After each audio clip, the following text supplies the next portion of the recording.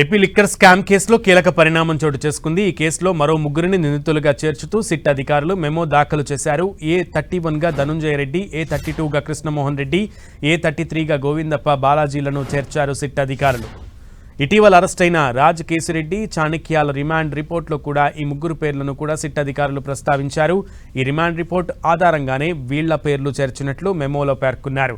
ఈ కేసులో రక్షణ కల్పించాలని ఇప్పటికీ సుప్రీంకోర్టును ఆశ్రయించినా అందుకు ధర్మాసనం నిరాకరించింది. ఏపీ హైకోర్టులోనే ఈ కేసును తేల్చుకోవాలని స్పష్టం చేసింది. ఏపీ హైకోర్టులో ఈ కేసుకు సంబంధించి తమకు ముందస్తు బెయిల్ ఇవ్వాలని ధనుంజయ రెడ్డి, కృష్ణమోహన్ రెడ్డితో పాటు గోవిందప్ప పిటిషన్ దాఖలు చేశారు.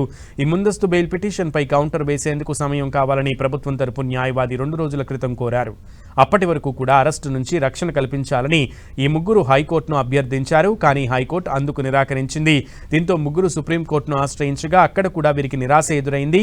అరెస్ట్ నుంచి రక్షణ కల్పించేందుకు నిరాకరించడంతో పాటు ఈ కేసులో జోక్యం చేసుకునేందుకు కూడా నిరాకరించింది సుప్రీం ధర్మాసనం.